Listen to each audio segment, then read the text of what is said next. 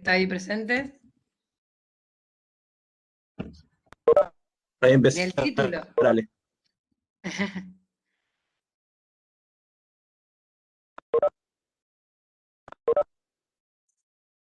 ¿Se ve la guía? El ¿Ahora? título Para de la guía. ubicarnos. Sí, ahora se ve, pero en gris se debe estar cargando. Avísame cuando se vea, Valen.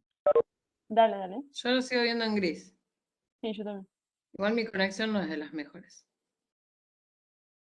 Bueno, ¿se acuerdan que estuvimos viendo pesquisa neonatal? Y nos quedó ahí como en suspenso porque vimos la primera parte que era de... ¿De qué parte? Que era todo lo que vimos. Todos esos casos de pacientes.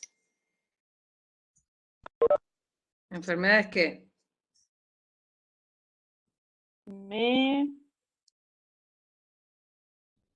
Metabólicas. Ahí Nachi, Nachi. hace la candela. Abran los micrófonos, así es más activo. Metabólicas, endocrino metabólicas. Bien. A ver, ¿quién se anima a nombrármelas? Por lo menos la mitad uno y la mitad el otro. Así, numeramos.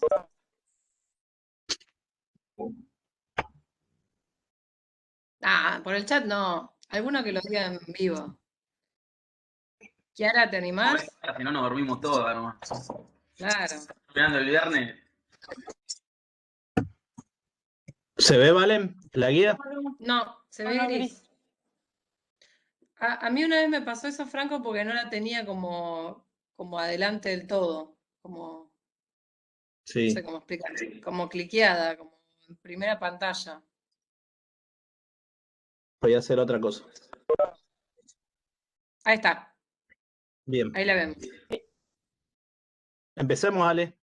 Así, Bueno, al final, los últimos 5 minutos, vamos a hablar de cómo va a ser la autoevaluación, que empieza apenas termina esta clase, y cómo va a ser el primer laboratorio de habilidades clínicas, que es el viernes que viene.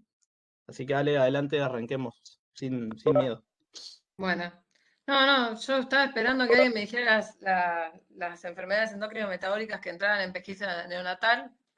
Ahí dos me contestan que no les son de micrófono, pero me gustaría que los diga alguno en voz alta. Lo pueden leer si todavía no se lo saben de memoria. Aunque sean los 3 casos que vimos, que eran los 3 más frecuentes. ¿Nadie se anima? Hola, profe. Hola. Yo me acuerdo de hipotiroidismo congénito, Bien, hiperplasia suprarrenal congénita, bien, galactosemia, bien, déficit de biotinidasa, ¿se dice? bien, Fenicetonuria bien. y creo que no me acuerdo más. Otro que vimos en la clase, Em, que terminaba La del fibrosis quística. Bien, muy bien. ¿Y cuál faltó? Me parece que dijeron todos, ¿eh? y después está esa enfermedad de orina con coso de arce. Sí. Bien, bien. Y hoy saben que la leucinosis, bien. Y hoy saben que vamos a hacer, a ver, sería como la segunda parte, que incluye esta parte que serían las no metabólicas, ¿no? Pero que también se hacen en la pesquisa. La displasia de cadera, pesquisa de hipoacusia, la de visión con el fondo de ojo, el Perfecto, reflejo de ojo. perfecto. Igual ahí estaban, ahí Franco nos tenía de machete en la portada. Bueno, si quieren leemos los objetivos, si alguien se anima a leerlos. ¿Quién fue el último que habló? Yo, Brian. Mi nombre es Brian, no me puse el nombre cuando me ponen la foto, ahí está. Brian, ¿te animás a leer, que tenés linda voz, los objetivos? Dale. A ver, no. Si querés, Objetivos. Franco, ponele más grande, no sé si yo soy Sí, chica. si no leo de la No pantalla. sé. Dale, dale. Conocer la importancia del diagnóstico temprano y oportuno de la displasia del desarrollo de cadera. Incidencia, exploración física, anamnesis y estudios complementarios disponibles. Ah, genial, gracias. Estaba medio chicato. Reconocer anatomía normal de la cadera en estudios complementarios. Describir factores de riesgo para desarrollar displasia de cadera. Displasia del desarrollo de cadera. Después lo vamos a analizar a eso, porque se le llama así. Identificar Seguí métodos nomás, Brian. identificar método de diagnóstico de acuerdo a cada caso, conocer marco legal y procedimientos, detección precoz de hipoacusia, puntos clave de pesquisa de alteración del ojo, reflejo del ojo rojo. Perfecto. Y bueno, no sé si quieren que leamos la introducción. ¿La leyeron? ¿Alguien la quiere comentar o la leemos? Sí, es un resumen más o menos de los capítulos que subieron. La Bien, ahí introducción. capaz lo que marcaba era la relevancia, ¿no? Como volvamos a los criterios de Frame y Carson, de por qué es importante, que de todo ese texto que serán 20 renglones, ¿por qué estamos viendo displasia de cadera y no otra cosa? ¿Por qué estamos viendo?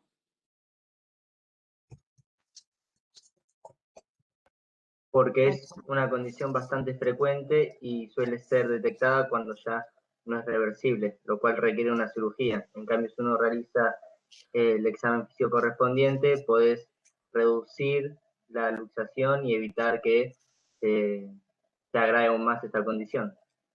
Bien. Después Y ya hace justo, irreversible. claro. Y justo hipoacusia y salud visual, ¿también para qué sirven? Así como general. También sirven para hacer un diagnóstico temprano y hacer el tratamiento lo más chico que sea posible el paciente. O sea, en la edad, entre más joven mejor, porque también es una adaptabilidad que tiene el cuerpo. Bien, perfecto, Nina y Brian.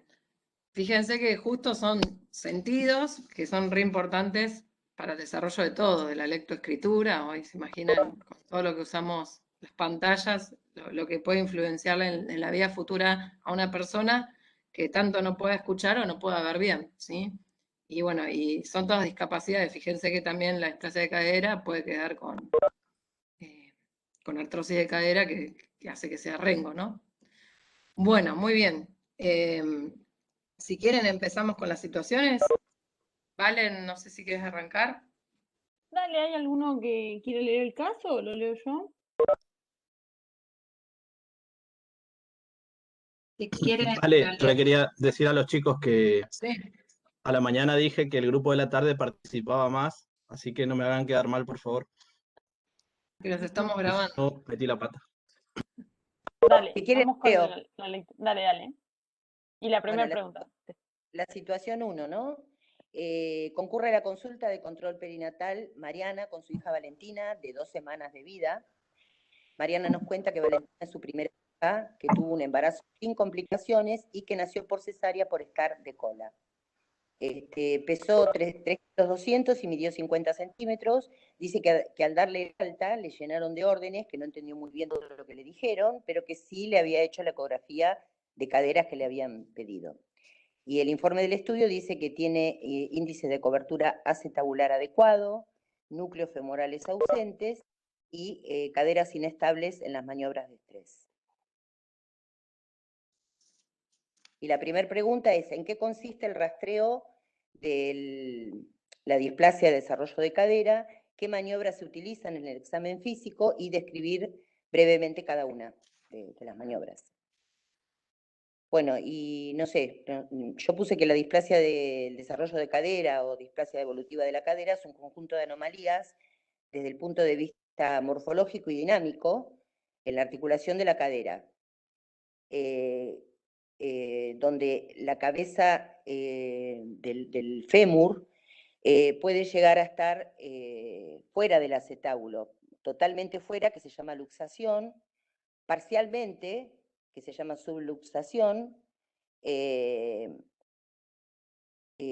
o bien la cabeza entra y sale del acetábulo varias veces, que se llama inestabilidad de la cadera. Incluye también anomalías radiológicas que indican displasia en el desarrollo del acetábulo de la cabeza del fémur.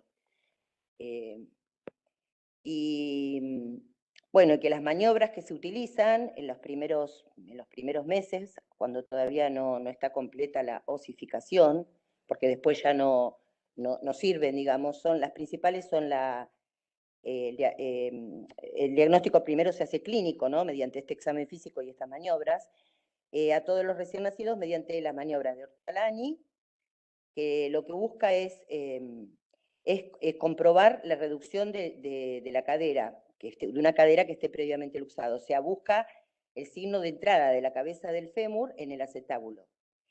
Entonces, cuando la cadera está luxada, el bebé tiene que estar en decúbito supino, relajado, y entonces se explora cada cadera por separado.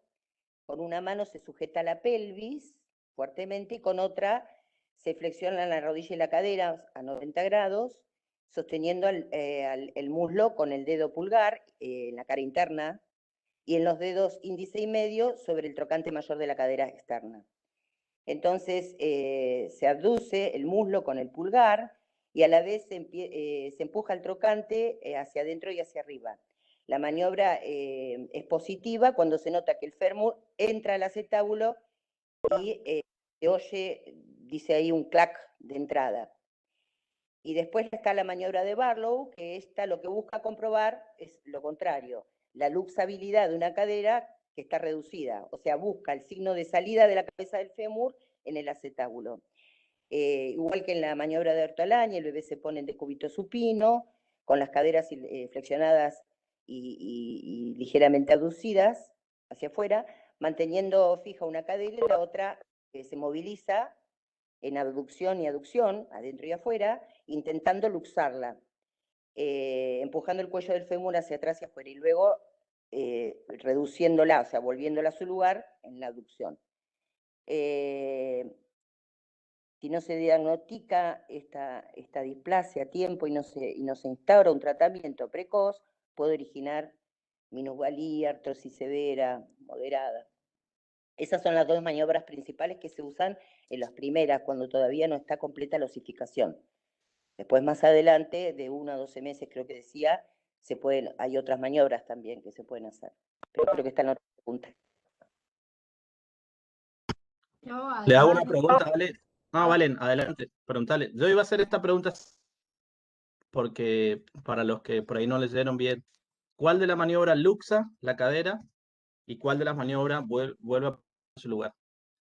Como recurso mnemotécnico, a ver quién dice. Lo respondo, pero también tenía una duda de esto. La de Barlow sería para luxarla y la de Ortolani sería para reducirla, ¿no? O sea, para volverla a su lugar. Perfecto. Y mi duda era si hay algún orden específico que se hace en estas maniobras. Si primero se hace una y después se hace otra, se hace, no sé, por ejemplo, Ortolani primero y después Barlow, o Barlow y después Ortolani, o se evalúa cómo está el fémur y se hace una primero y después la otra.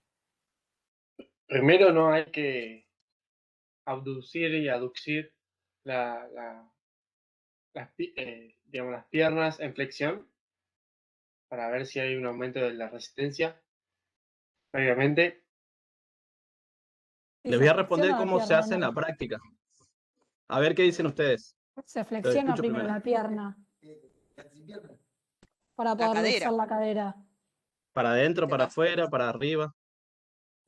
¿Qué es flexionar? Y en una de las maniobras hacia posterior. Se flexiona la cadera a 90 grados y con la mano que se realiza la maniobra, pues se hace de una cadera a la vez. Se lleva hacia posterior y se busca la posición, digamos. Si no lo digo bien. Claro, está bien, ¿Quién dice otro? A ver, no, yo lo que les estaba diciendo es que capaz son como terminologías que uno tiene que ir como aprendiendo a decirlo, ¿no? De que flexión nos estamos refiriendo de la pierna sobre el muslo. Y cuando hablamos de abducción o aducción, de la rotación que hace, digamos, la cadera, la articulación de la cadera hacia adentro y hacia afuera. Digo porque capaz otros están escuchando y no sé hasta dónde que entienden. Entonces recuerden de anatomía que es flexión de la pierna sobre el muslo y después que fijo esa flexión, abduzo o abduzo. Y después ahí puedo hacer para atrás fuerza o para... No sé si con eso les aclaré o les complejicé. Creo que igual eso capaz es bastante clarito en unos videos que hay que no sé si miraron en el portal. Sí, y son terminología básica de anatomía. Una cosa es, como dice, aducción sin B, larga, y otra cosa es flexión. Son dos cosas diferentes. Uno no flexiona la cadera de fuera hacia adentro, haciendo abducción para afuera, aducción para adentro. A la hora de la verdad, chicas y chicos, se hacen las dos maniobras juntas. Uno no es que en la práctica uno no dice, ahora voy a hacer Barlow y se hacía, ¿cómo era flexión o no? Uno agarra, igual después vamos a hacer laboratorio de habilidades clínicas y la vamos a hacer, no se preocupen. Lo acostás al bebé, sostenés bien la otra caderita y empezás. Y estás haciendo Barlow y Ortolani a la vez. Y listo. Tac, se quedó fijo, escuchaste el clum o no, dejá fija ahí y hace la otra. Lo que pasa que ustedes recién empiezan, es la primera vez que se acercan a un conocimiento como este, una maniobra como esta, y la tenemos que explicar por separado y describiendo bien la maniobra. Para eso están los videos, para eso vamos a hacer un laboratorio en su momento para que puedan repasar y practicar, pero en la práctica se hace las dos juntas. Es más, lo posible tratamos de hacer Barlow como para usar, o sea, hacemos para adentro, track, sale, y ahí hacemos la ortolani para afuera, la cadera, tac, entra, y listo. Este es el ejercicio. Perdón. Barlow va para adentro de la piernita, el muslo, vamos a decir, y ahí tac, te saca la cadera abajo, ¿no? Y Ortolani va para afuera, o sea, hace abducción, vamos a decirlo así, Ortolani, lo saca la piernita para afuera, tac, vuelve a entrar. ¿Sí? Es simple eso. El tema es que también a veces ya está luxado, porque una cosa es cuando haces la maniobra y otro es el chico que ya viene luxado porque ya tiene una luxación, como decía los grados, tenés subluxación, luxación y la displasia. Entonces no va a ser, la inestabilidad, perdón, no va a ser lo mismo. Capaz la maniobra que puedas hacer o cómo inicies, dependiendo del paciente que tengas enfrente también. Un poco contestándole, yo no he hecho porque no me dedico a eso, pero supongo que también cambiará las maniobras que uno pueda hacer con el paciente que tenga enfrente. Eso, Ale, si ya el paciente está luxado, haces un ortolani y entra la articulación. O sea, sacás el muslo para afuera, haces abducción, sacar por afuera, y tac, entra la cadera. Es como, ¿vieron esos jueguitos de ladrillitos, esas cosas? Que vas a hacer track, engancha. Haces para adentro y sale. Es eso nomás. Lo que pasa es que es difícil un ejemplo medio bruco. El pollo, ¿viste? Cuando dije, cac, le abrí la cadera. Algo así, ¿viste? Bueno, sigamos, bien, Valen, no sé si... Sigamos. Acá, sí, a ver. Dale, May.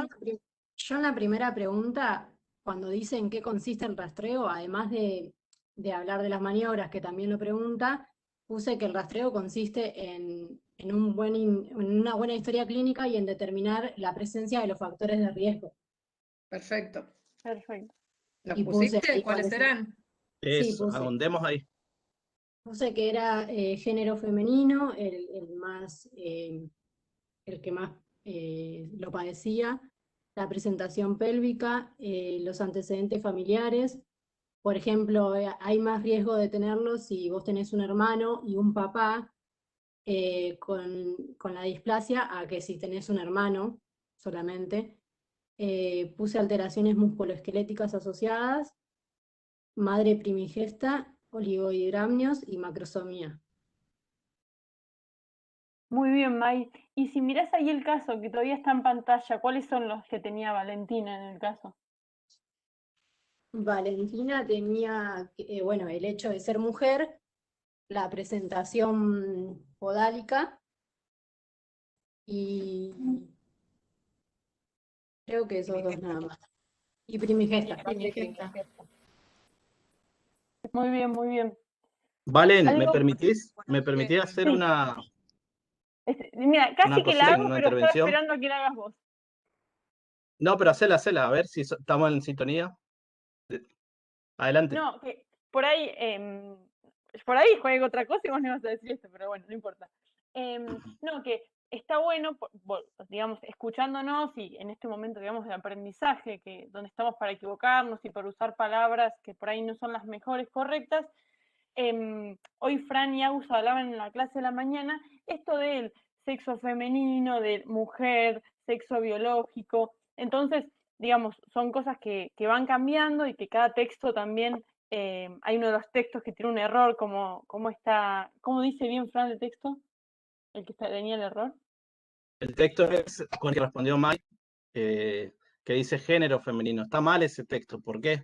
¿Es lo mismo género que sexo o sexo biológico? Esto ustedes nos lo van a explicar mejor, ¿eh?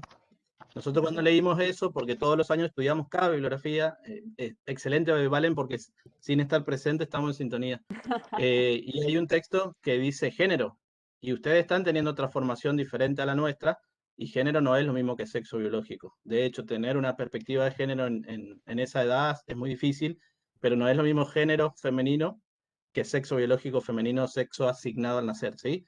Así que cuidado con eso, y está bueno tener una bibliografía así antagónica o desactualizada, porque a ustedes les sirve para contrastar y para ser críticos, decir, pucha, esta bibliografía debe estar vieja porque miren cómo está. Nada, es una pequeña cosita, pero el año pasado en un parcial bajamos 0,25 puntos a todo lo que repetían género femenino.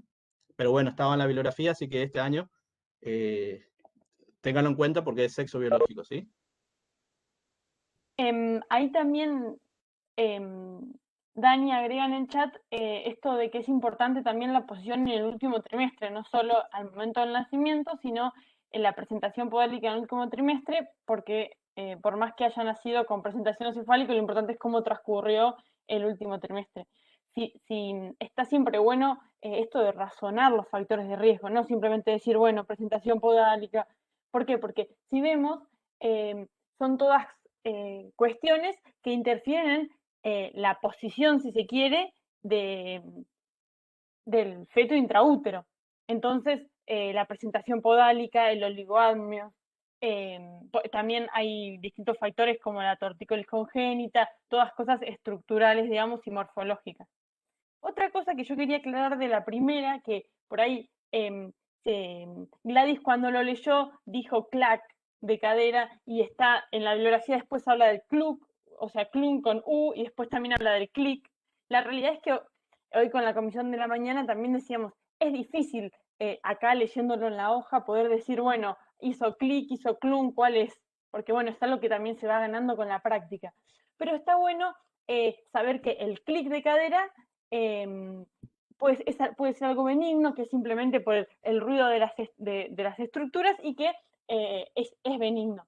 Y que acá es otro sonido que, bueno, por lo menos se lee clunk, y que es cuando la cabeza del fémur se va a deslizar por el borde posterior de la acetábula, y nada, por eso es ese ruido.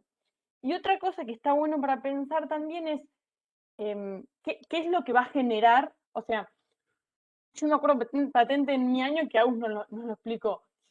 Lo que va generando que la cabeza del acetábulo esté, que la cabeza del fémur esté en el acetábulo, es que se vaya generando, digamos, la concavidad que por las estructuras encima. Entonces lo que pasa es, si no está en ese lugar, todas las estructuras de alrededor se van contracturando y generando como que se acostumbran a que no esté en su lugar. Entonces, por eso después es lo que vamos a tener más visiblemente la simetría de pliegues o el acortamiento, que ahora lo vamos a ver en el caso que sigue, así que no voy a seguir hablando. Valen, fíjate que Mai te hace una intervención y me gustaría que le des respuesta. Perdónale, dice, el clic de cadera también es otra maniobra. ¿Qué le puede responder, Valen? No lo pregunté como pregunta. Dije que era, o sea, que yo la describí porque como dijo ella recién, ¿vale? Es benigna y hay que saberla diferenciar de los otros dos hallazgos, o sea, de las otras dos maniobras que describimos anteriormente. Ah, pero Está no es bien. otra maniobra. No Es es otra otro maniobra. hallazgo clínico. O sea, en la semiología vos podés tener un clic, un clunk, o se entere el tope cuando realmente hace la colocación de la cadera donde debe ir, o se coloca, pero que a eso vamos, que no es otra maniobra, que ojo con las palabras, que es otro signo clínico, si querés, pero no otra maniobra. Y volviendo un poquito, que lo están diciendo, pero para verbalizarlo, vieron hoy que nos costaba DDC, SSD, ¿cómo es? Bueno, es displasia de desarrollo de la cadera, o también el otro término que es displasia evolutiva de la cadera. ¿Por qué se cambió eso? Porque hoy se sabe esto que estamos hablando, que la displasia comienza en la gesta y no es solo una patología neonatal. O sea, no es una dificultad que tiene el niño en su desarrollo fuera de la madre para formar la cadera y poder caminar, sino que es algo que comienza intraútero. Entonces por eso se le puso ese nombre y se cambió. Y aparte por lo que vimos, no todas son luxadas, pueden ser, ay, se me va siempre la palabra, inestable, subluxada y luxada. Ahí hay una mano levantada y ya te paso la palabra, no sé si... Sí, Ale, decirle que la luxación o la subluxación, esa inestabilidad puede darse en cualquier periodo, o sea, prenatal, natal y postnatal, en dependencia de las patologías y los factores desencadenantes, ¿sí? Ese es el cambio. Ahora, decirles que, para que quede claro, muy bien, May, igual que hiciste esta intervención, porque el clic y el clunk son signos en todo caso. Yo le decía hoy a los chicos en la mañana en chiste, el clic es lo que sentimos todo en la medida que nos vamos creciendo, para no decir que estamos quedando viejos. Es lo que suena, son las articulaciones. Y el clunk hace referencia a esto que explicó muy claro Valentina, que es el ingreso de la cabeza femoral al acetábulo, ¿sí? A la hora de la práctica uno no diferencia tanto, ¿sí? Y decirles que las maniobras, en principio son Barlow y Ortolani, ahora vamos a ver hasta qué edad, pero en principio hasta los 2 o 3 meses, que es donde ya se empiezan a poner más rígidas las articulaciones, y después tenemos Galeazzi y signos del pliegue. Las otras, esas son maniobras, cuando preguntemos maniobras son esas, ¿sí? Ale, y para cerrar esta pregunta hay algo que tiene que quedar claro hoy, que es, y esto Ale me va a dar la razón, porque también lo hicimos a la mañana. ¿En qué consiste el rastreo de distancia? Sí, eso Será iba la a pregunta decir. más importante de esta clase o de esta parte de la clase. Ahí la respuesta correcta en un examen, en un parcial o en la vida misma, o si alguien les pregunta, es que existe un montón de controversias de cómo realmente hacer un rastreo, un cribado de pesquisa de displasia del desarrollo de cadera, ¿sí? ¿Por qué? Porque hay lugares donde hacen ecografía a todos los recién nacidos entre 2 y 3 meses. Tienen otros recursos, tienen otro sistema de salud. Hay otros lugares que apenas hacen radiografía a algunos. Y hay otros que aplican criterios. Estos criterios tienen mucho que ver con esto que decía Maya. No sé cómo el apellido de Maya, pero dice Yemi. Me imagino que hospital materno neonatal no es. Sé que trabaja ahí Maya. Pero bueno, tiene que ver con esto que ella empezó a decir, que es ordenarse, la historia clínica, una verdadera anamnesis. Como decía también Valentina, uno tiene que ir a los antecedentes del embarazo, si es un parto gemelar no es lo mismo, si existe poco líquido amniótico que es un oligoamnio o oligohidramnio no es lo mismo, si es primigesto no es lo mismo, si hay antecedentes de desarrollo de cadera en padre, madre o hermanos no es lo mismo. Si la posición fue podálica o pelviana en el último trimestre de embarazo, todo el embarazo no es lo mismo. Y si hay otras malformaciones genéticas, osteomioarticulares o que afecta a osteomioarticular, tampoco es lo mismo. Una vez que nos ordenamos en todo eso, que son un montón de preguntitas que se tienen que hacer en un primer control o un bebé en la neo, para empezar a pesquisar, vamos a las maniobras. Y esas maniobras, en primera instancia, en un primer control que se hace a los 7 días o a la semana de recién nacido, lo van a ver en NSD o lo vieron, y lo van a ver en SANA sobre el año que viene. 7 días, 15 días, un mes, después un control cada mes hasta los 6 meses. Uno empieza a hacer ese rastreo, uno empieza a hacer estas maniobras y empieza a aplicar esta maniobra. Barlow, Ortolani, después también uno puede hacer ya Galeazzi y de pliegues en estas edades, pero ya va a depender si justo está luxada la cadera para que las puedas apreciar. Por eso las usamos más adelante también. Cuando ya la cadera, si hay una luxación de una cadera, una displasia del desarrollo de cadera, ya va a estar clara esas maniobras. Una vez que hacemos todas estas cosas, existen posibilidades, Ale, y que es justo la pregunta que viene.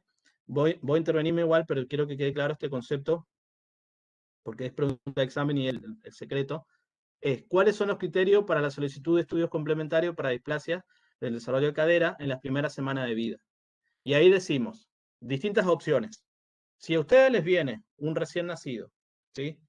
Que la madre te dice, mire, no sé, ustedes se dan cuenta que es sexo biológico femenino.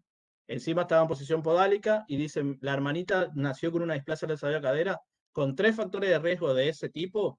Incluso hay una bibliografía que lo divide en mayores y menores. No se preocupen por eso. Que ustedes citen está bien, no nos metemos en mayores y menores. Pero saben que hay todos estos factores de riesgo, ya ustedes van a pedir las imágenes, estudio de imágenes, ahora vamos a ver cuál y cuáles, en qué momento, porque eso también es importante, pero ya con esos factores de riesgo ustedes van a pedir un estudio de imágenes en el momento oportuno, ¿sí?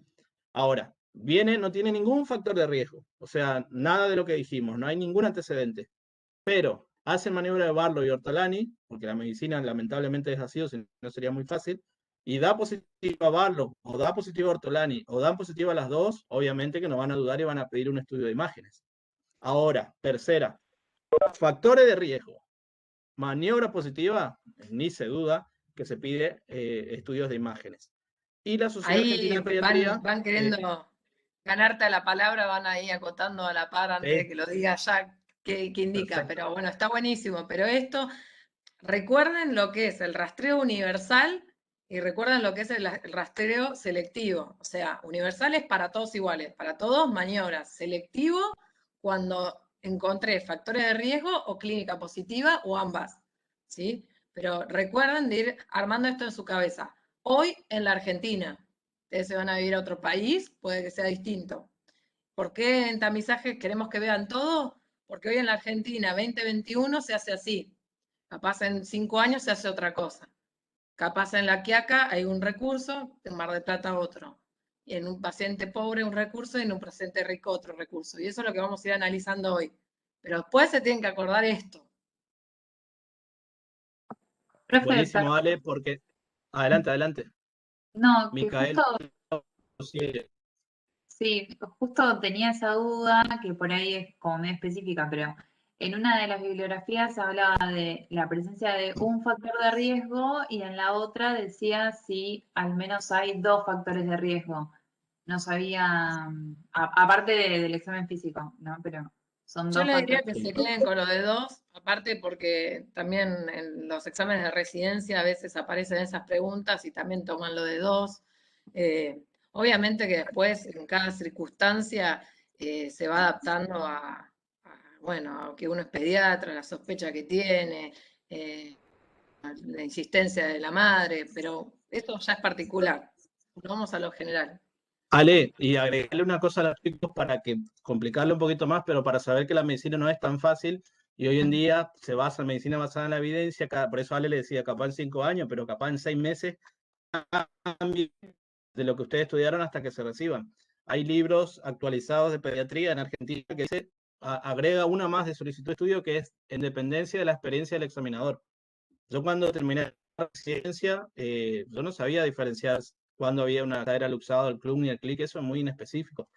Entonces, por las dudas le pido ecografía. ¿Podemos hacer más sobre diagnóstico? Sí, es una realidad, pero tienen que saber que existe controversia de cómo hacer. No es como la pesquisa metabólica que está establecida por ley y los haces a todo y te olvidas de todo con algunas situaciones especiales. Acá vas a tener en cuenta esto que aclaró Alejandra, pero que quede claro esto, ¿sí? Y otra frase célebre que, bueno, hoy no puede estar con nosotros José, que es que el revisar al paciente es desde que nace hasta que camina. Entonces, también en todas esas instancias, que ahora vamos a ver las otras maniobras, pueden aparecer cosas. O sea, siempre el médico no tiene que decir, bueno, descarté el primer control ictericia, descarté el primer control displasia, no va a tener más, ya está, no lo reviso. No, todas las veces hay que mirarlo con buena luz, todas las veces hay que revisar las piernas y hacer las maniobras de Barlow y Doctorán y la cadera, porque puede ser que en algún momento, cuando sea por esta maniobra o después por las que vamos a ver ahora, aparezca. O sea, porque las cosas a veces no aparecen en los primeros controles, aparecen después. Y decirle a Ale que en la práctica, adelante a ver y después le digo una cosa. Me quedó una duda porque en la bibliografía decía que si existían 2 factores de riesgo y una alteración en la exploración física, ahí sí debíamos pasar a la parte de el diagnóstico por imágenes. La duda que a mí me quedó es, en otra parte de la bibliografía dice que para la ecografía de cadera se tiene que esperar hasta las 4 semanas, porque por esto de que los huesos del bebé todavía no están formados, o sea, es cartílago, puede que la cadera sea como más elástica o no me sale bien la palabra ahora, pero puede que dé un falso positivo. Entonces, ¿se tiene que esperar hasta las 4 semanas en un bebé que viene con factores de riesgo o directamente se lo pido? No, Ahí está, esa es otra de las respuestas que ahora ustedes van a dar. Más adelante está la pregunta, Que si está quieren. claro. Una cosa es solicitar estudio, perdónale, una cosa es solicitar estudio de imágenes. Otra cosa es el momento de cuándo hay que hacerlo. Ahora vamos a entrar ahí, ¿sí? Está muy bien lo que vos planteás, porque hasta acá lo que nosotros digamos es cómo hacemos el rastreo, cómo es la anamnesis, cómo es el examen físico, y Ale les empieza a acercar cuando pedimos imágenes. Está muy bien lo que vos decís. El tema es en qué momento de la vida, y este caso, vamos a poner el caso de vuelta, y ahí te dejo, Ale, porque es el secreto también de este caso. ¿Cuántas semanas tiene este bebé? 2. 2. 2 semanas, ¿no es cierto? ¿Y qué dijo recién Valentina Velázquez? Que se no se pide podía una realizar hasta la cuarta. Bien, bueno, te dejo, Ale, para que le... Creo que decía, profe, entre la cuarta y la sexta, ¿no? Yo entendí eso, entre la Octava, ¿no? cuarta y la sexta. Profe, una bibliografía decía que lo ideal era a la sexta y no antes de la cuarta.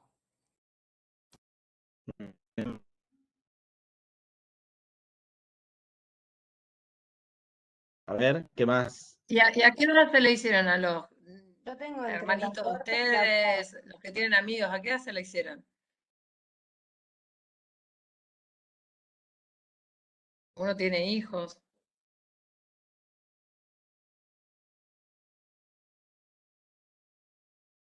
Profe, en la misma bibliografía que decía que había que hacerlo alrededor de la sexta semana, también decía que si había una clínica muy sospechosa se podía realizar a los pocos días del nacimiento. Vamos a redoblar la pregunta, Ale, para salir de este pozo. ¿Qué puede pasar si hacemos, Ale, es una pregunta que está acá más adelante, pero ¿qué pasa si hacemos antes una ecografía? Antes de las 4 semanas, o ahora le vamos a decir en qué promedio se hace de tiempo. ¿Qué puede pasar? Puede Ya haber medio un que lo dijeron, pero respondan con términos de tamizaje que fueron incorporando en las primeras clases. ¿Se me escuchan? ¿Puede ser que porque no predominan los núcleos y el cótilo cartilaginoso? No es tanto por eso. Ahí está, mirá, ahí está hablando Anaí, Regián y Ale, queriendo responder. Puede ser por un sobrediagnóstico, lo que va a llevar a un sobretratamiento después. Por eso es que hay que esperar hasta las 4 semanas más o menos, que esa inestabilidad que puede darse normalmente, si está, que se acomode, porque es lo que suele pasar, que se revierte. Perfecto, Anaí. Le contesto al otro chico que recién aportó. Es verdad que las estructuras óseas y lo que es el núcleo de osificación todavía no se están calcificando y no se terminaron de calcificar, pero eso no es la limitación que va a tener la ecografía. De hecho, es lo que da como ventaja de la ecografía sobre la placa, y por eso podemos ver porque no hay hueso, sino más que nada esto que hablaba Valentina de lo que es la cavidad y lo que es la cabeza del fémur, que a esto lo va a estar sosteniendo varias estructuras que son la piel, los músculos, y que cuando el bebé es recién nacido, vieron que tiene como un tono, todavía no tiene un tono en los músculos, ni la postura es más como entregada, digamos, como flácida, no tienen tanta tonificación. Entonces, todo es mucho más inestable y más fácil de movilizar y más laxo, que es lo que dijo hoy, la palabra que nos dio la compañera, que es lo que dice la bibliografía. Entonces, puede ser que ante las maniobras todo te parezca que se luxa o subluxa y en realidad es porque todavía todas las estructuras de partes blandas no tienen tensión, ¿sí? Pero no es tanto porque le falte el núcleo de osificación, eso puede faltar mucho tiempo y no ser un problema más adelante. Perfecto. Y ahí todos pusieron 3 meses, y sí, en general, para evitar todo esto que estamos hablando, se hace a los 3 meses. Le digo porque la bibliografía capaz pone cuarta y sexta, es como que a partir de ahí se podría indicar, y sobre todo si tienen muchos factores de riesgo y las maniobras te dan muy positivas, pero cuando se hace un screening general por falta de avidez del pediatra, se le pide a los 3. Distinto es un paciente que ya vemos que tiene muchos indicios de que va a ser algo más severo y no hay duda porque ya no puedes hacer bien la deducción ni nada y ahí capaz lo haces antes, pero también haces una interconsulta con un ortopedista. Y decirle a Ale que si ponen entre 2 y 3 meses los vamos a aceptar igual, ¿sí? Pero en Claro. promedio lo hacemos a los 3 meses, ¿sí? Es como No antes tiene en nunca, cuenta pedir a los 3 meses sí o sí el eco de caderas. No se te puede olvidar. ojo con lo de 2 semanas. 2 semanas está mal, ¿sí? Ya poner entre cuarta, sexta semana o hasta los 3 meses en una respuesta de examen está bien, pero 2 semanas no, por esto que hablábamos que sí o sí hay sobrediagnóstico. Después, si la haces temprana, siempre va a ser con pinzas y un seguimiento. En cambio, ya los 3, cualquier hallazgo que tengas es más fidedigno. Generalmente, si se empieza temprano porque hay alta sospecha, se hace un seguimiento. No es que con una ecografía ya se hace el diagnóstico. Pero bueno, sigamos porque capaz nos estamos avanzando mucho. No, pero ya con esto digo lo más importante de la clase y que quede este concepto que dijo Anaí, que es sobre el diagnóstico si pedimos fuera de tiempo. Valen, no sé si vos querés agregar algo en esto, pero acá para repasar rápido, que Valentina del caso, ¿qué factores de riesgo tenía? Porque esa es la otra pregunta que está ahí. Bien, los había dicho una de las compañeras, pero si quieren los volvemos a nombrar, que era primigesta, sexo biológico, ahora lo voy a decir más yo, femenino, y nacimiento en posición podálica. Esos eran los que presentaba el caso puntualmente. Y entonces, ¿cuáles son los criterios para solicitar ecografía? Si alguien los quiere repetir. Así se Profe, puede fija. ser 2 factores de riesgo para el desarrollo de displasia evolutiva de cadera y o los signos positivos. Las Perfecto. manchas positivas. Perfecto. Pregunta de examen y de final. Así es así como lo dijo la compañera. Dale, vale. Muy bien. Ahora seguimos por el 3, que dice, ¿qué nos permite valorar la ecografía y en qué consiste su exploración? ¿Cuáles son sus ventajas? Por ahí ya empezamos un poco a hablar de eso, pero si alguno quiere contar qué puso. Profe, perdón, ¿puedo hacer una consulta? Dale. En el punto anterior no nombramos la radiografía por algún motivo. Ahora lo vamos a discutir, ¿sí? Ahora vamos a decir todas las ventajas de la ecografía, después en otro punto vamos a decir todas las de la radiografía y después si quieren hacemos un debate, ¿qué les parece? Ok. ¿Sí? No, yo porque había agregado Pero que no es que después está de 6 mal, meses me parece radiografía.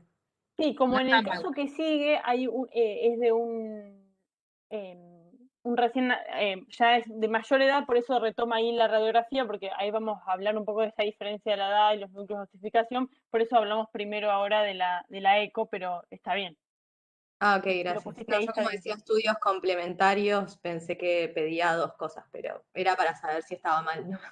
Es que se pueden pedir las dos cosas porque ahí va a tener que ver lo que hablábamos del alcance, de la accesibilidad, ¿sí? Porque puede que no todo paciente tenga accesibilidad a una ecografía, ya sea por dónde está y por la cuestión económica, ¿sí?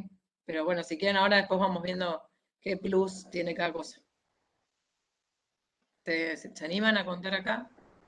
Bueno, yo acá puse que lo que se puede apreciar con la ecografía es la visualización del cartílago, la estabilidad de la cadera y la característica morfológica del acetábulo, pero que requiere también mucha practicidad y experiencia para poder corroborar estos. ¿Alguien más puso algo? Yo puse características del acetábulo, cobertura de la cabeza femoral, movilidad de la misma con las maniobras de estrés, existencia de tejido interpuesto y posibilidad de reducción con la maniobra de Ortolani.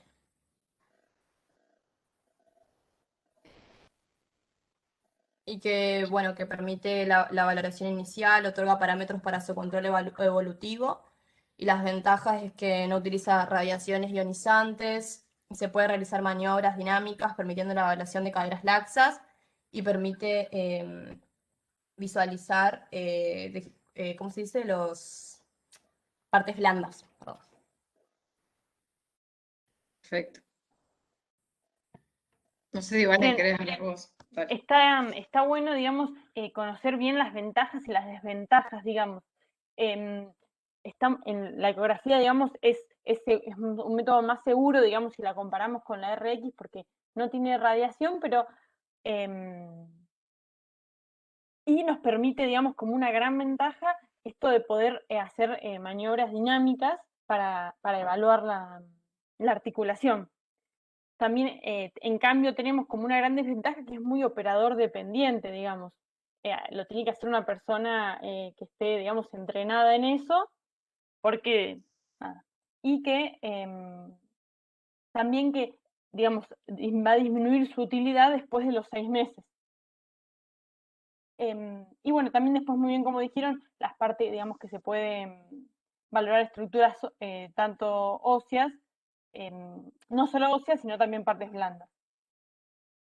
Ahí en el chat dicen... Medio como que iban aportando lo mismo, tan buenos los aportes, pero es como más o menos lo que veníamos diciendo. O sea, siempre se van anticipando a lo que dicen, lo cual está bueno Está muy porque bien. nos hace saber que están atentos y está muy bien. Perdón, profe, Ahí, dijo que no es útil la ecografía después de los 3 meses o de los 6. 6.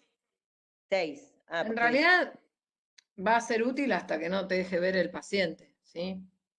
Esto volvemos un poco a lo mismo. A veces capaz el ortopedista trabaja con alguien que hace ecografía y como también en algunas cosas no se osifican porque lo que va osificando el núcleo de osificación es el estímulo del golpeteo de la cabeza con el acetábulo. Y si no está, va a tardar más en osificarse. También la ceja cotiloidea no se va a osificar, entonces una cadera puede darle más tiempo a que la puedan seguir, una displásica con luxación, que la puedan seguir por eco, ¿sí? Pero bueno, obviamente que estamos hablando de extremos, ¿sí? Claro, A veces se hacen las dos cosas, el ortopedista a veces pide las dos cosas. Ahí Franquito está poniendo en pantalla como una imagen que hicimos como para que se dieran cuenta qué es lo que estamos viendo cuando vemos una eco. Generalmente esas fotitos no vienen así acostadas, vienen paradas, ¿no? Ahí están como puestas como irían en la placa, pero cuando a uno le viene la foto en la ecografía, viene la parte que está para este lado, patas para arriba, ¿no? Pero bueno, lo que ven ahí, no sé si querés ir una para atrás, Franco, para que se vea cómo es la cadera normal, porque creo que eso aparece, ¿no? Ahí está. Ahí están viendo una pelvis de frente, en la cual vamos a tener dos caderas. Y ese espacio mudo, que es donde iría la cabeza del fémur, no sé si se ubican en un fémur de un adulto, falta todo un pedazo que está entre la cadera y el fémur, que estarían todas las estructuras que vemos en la eco, ¿sí? Ven que no hay nada radiopaco, es todo radiolúcido, ¿sí? Ahí donde señala con la flechita Franco, que de hecho están medidas las líneas, que después vamos a ver. En cambio, y en la ecografía nos permite ver ese espacio radiolúcido, que ahí te lo tenés que imaginar con todas esas líneas, y en la eco lo estás viendo. Tenemos, quiero señalar y no puedo, tenemos la cabeza del fémur, que en el centro tiene esa, que es hipoecoica, que es como una esfera, en el centro tenemos esa parte ecogénica, que es el núcleo de osificación. Y formando lo que diríamos como una cuchara, ven que hay como una línea y una comba, lo que sería la cavidad acetabular, ¿sí? Que como ya eso sí tiene algo de hueso, se ve una línea, la comba que le dicen que es como una cucharita. Y eso sería la cobertura ósea de esa esfera. Yo tengo la cobertura ósea y de la mitad para afuera la cobertura cartilaginosa y de partes blandas. Veo los músculos, que son esas rayitas que está señalando Franco, que van a ser los músculos glúteos que sostienen la cadera, y después ya el tejido celular subcutáneo, la grasa y la piel, ¿sí? Entonces en la eco lo estoy viendo. ¿Qué es que esté luxada? Que esa pilotita no esté dentro de la cuchara, que se salga. Entonces ahí es como un ejemplo bien claro de eso. En cambio en la placa lo estoy imaginando y tengo que trasladar con líneas para saber dónde está. Bueno, esto es un poco lo que estábamos diciendo recién, que tenemos la sede de la cabeza femoral, el labrum, la cápsula, los glúteos, la fascia lútea y el techo óseo y el cartílago trirradiado, que ese espacio que queda entre la cresta ilíaca y la rama del isquion y del pubis es el cartílago trirradiado que es el que después se va a ir osificando y fusionando todo en una única estructura como la del adulto, que es la foto de abajo, ¿se entiende? Sigue. Bueno, ahí es medio lo mismo, no sé, la foto de ecografía se ve así, parada, ¿sí? No acostada como estaba hoy. Que vamos a tener otra vez la piel, yo apoyo el traductor sobre la piel, entonces de arriba hacia abajo tengo la piel, el tejido cerebral subcutáneo, los músculos, que es lo más hipoecóico abajo, y la cabeza del fémur, y la parte ósea, que está dada por el cartílago triadiado, y la cavidad cotiloidea, ¿sí? Y esas son dos imágenes, una que tiene el núcleo de osificación y la otra no. No sé si sigo con esto, Franco, ya es mucho, pero si quieren sigo explicando. A mí me parece que hasta acá, así lo explicamos a la mañana, Ale, para el nivel, porque nunca Sí, vieron ecografía.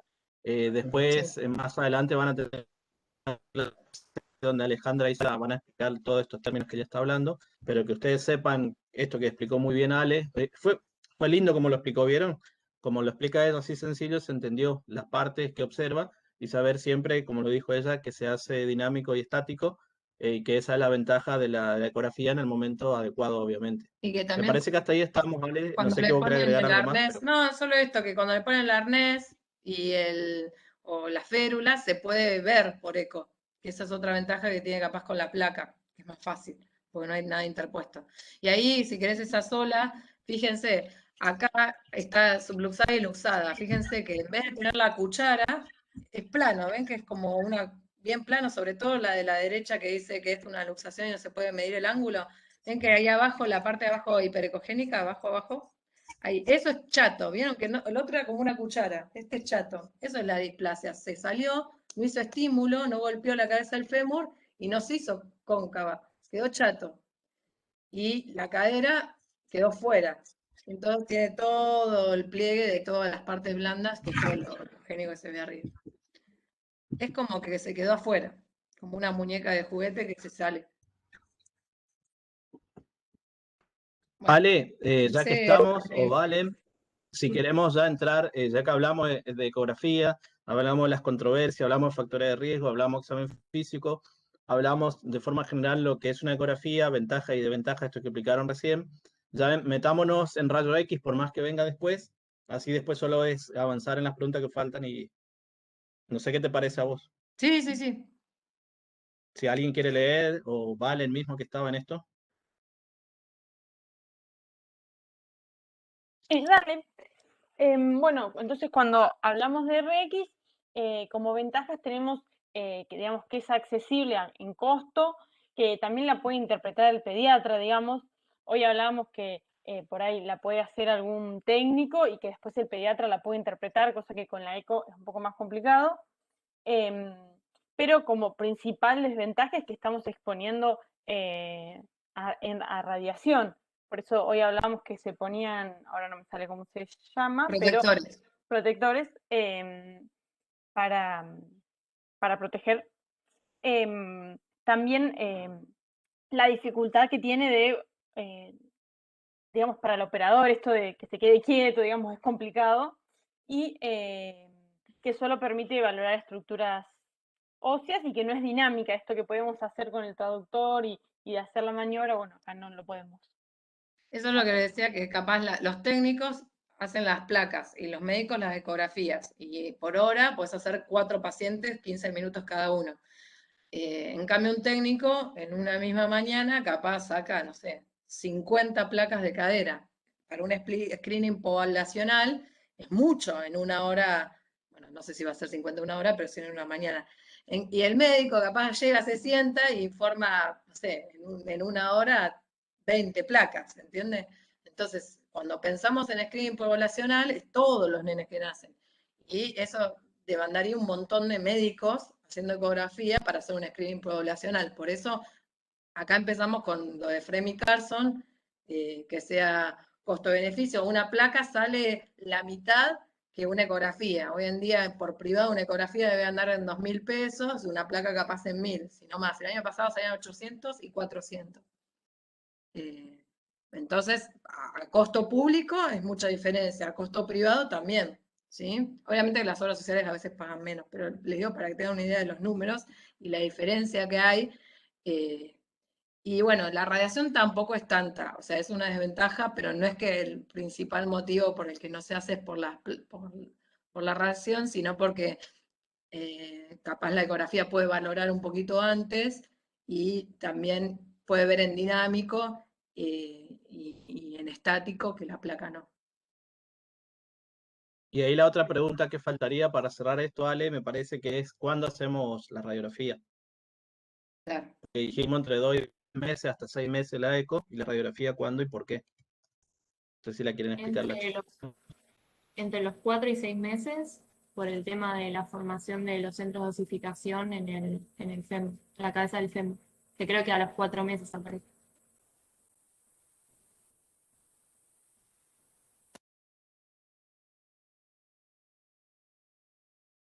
Yo leí que los núcleos de osificación aparecen a los 6 meses, no sé bien, entonces, ¿a qué edad aparecen? No sé.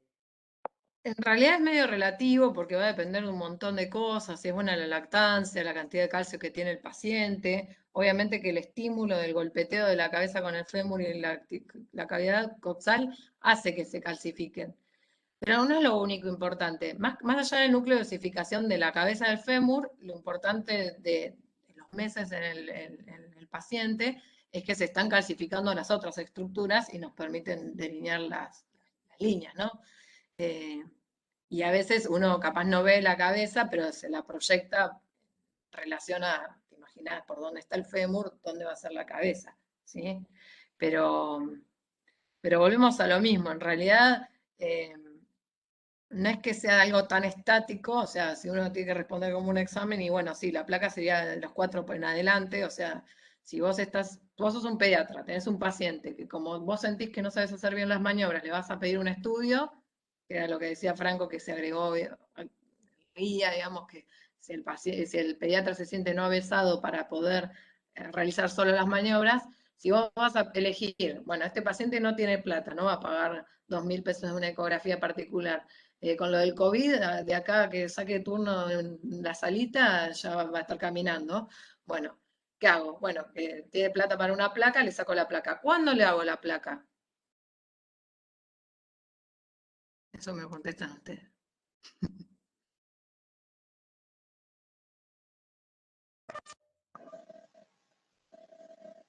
Y hay que ver si lo amerita exponerlo a la radiación. Si ves que ya presenta factor de riesgo y que dio positivo a la examinación, no importa la edad, lo haces y empiezas a ver cómo continúa, porque ya puedes empezar a hacerle ciertas maniobras para que se empiece a reducir, y si ya estás en el tercer mes puedes usar el arnés. Entonces creo que es más dependiendo si es necesario o no necesario, más que el tiempo en sí. Claro, pero yo acá iba a que, a ver, más vale que lo mejor es que el médico o pediatra pueda hacer las maniobras, pero vos terminaste la residencia y empezaste a trabajar en una salita o un consultorio clínico de pediatría y hacer las maniobras y decís, ay, no sé qué tiene, no sé si son normales. Te voy a pedir algo.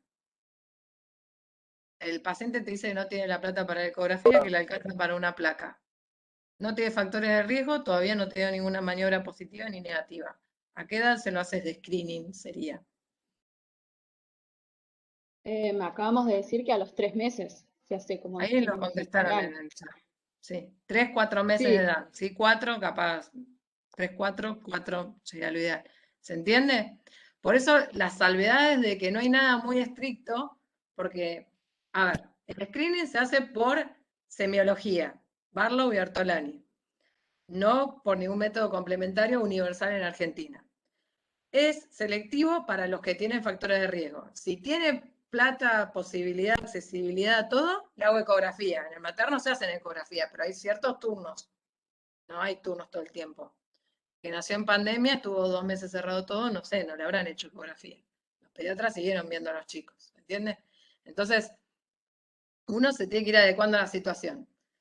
Si ese nene tenía indicación y no había turno para ecografía, bueno, le hago una placa, no voy a esperar, porque ya tiene 2 factores de riesgo, le hago la maniobra, me da positiva, que voy a estar esperando, que tenga, si no puede pagar la ecografía, no hay turno de ecografía en la salita, le hago una placa, ¿se entiende? No es que todo es blanco o negro, ¿sí?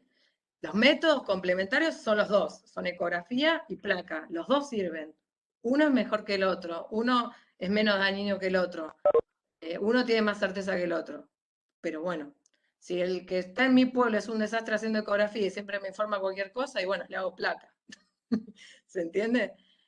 Esa es la realidad de las cosas, no todo es blanco o negro. Sí tienen que saber que lo universal son maniobras. Ante la falta de experticia del pediatra, se puede pedir un estudio. ¿Cuál? Generalmente ecografía. Y tiene indicación cuando tiene, una correcta indicación cuando tiene factores de riesgo o maniobras positivas. ¿Sí? Ahí me siguen, no sé si los enrollé más de lo que les aclaré. No, No, está está claro. clarito. Vale, te preguntan, o sea, que se puede pedir placa a partir de los 3 meses, te dicen. Generalmente es mejor a los 4, pero bueno, sí, le podés pedir a los 3. Si te dio todo positivo y es lo único que va a tener acceso el paciente, se la pedís. Generalmente, igual entre los 4 y 5 meses la pedimos en la práctica, radiografía. Claro, la práctica. ¿Sí? Sí, Bueno, sí, sí. vamos, para mí, Ale, quedó bastante claro, es difícil. No se preocupen por las maniobras de Barlow, Ortolani, porque ya esto hacerlo en los laboratorios y en Sana el año que viene lo van a ver de vuelta, ¿sí? Y después en la práctica. Acá hay una pregunta, no sé, Valen, que si vos la hacías, no me acuerdo.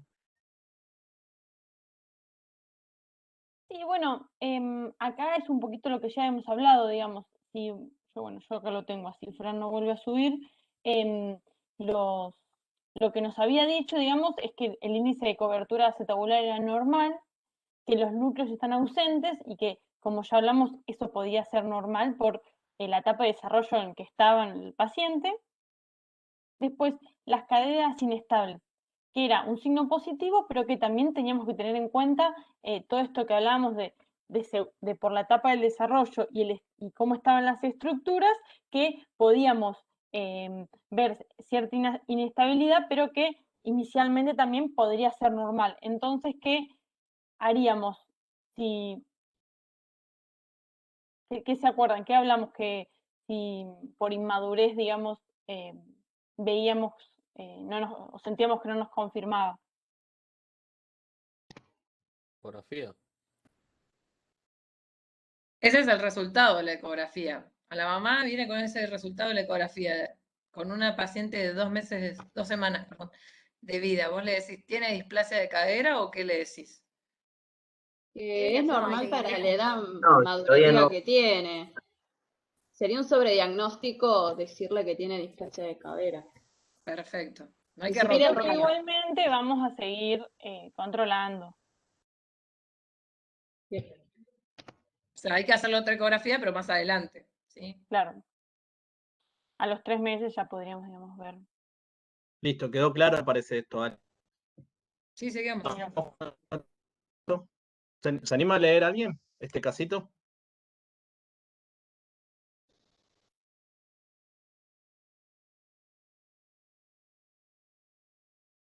Lo leo, profe. Dale. Dale, Brian. Situación 2. Usted es la pediatra de Francisco, un bebé de 7 meses que es traído al centro de salud por su abuela para control. La última vez que usted vio a Francisco, el niño tenía 1 mes y lo había traído su mamá. Pero ahora la abuela refiere que la mamá lo abandonó porque no tenía medios para mantenerlo, por lo que ella se estaba haciendo cargo del niño.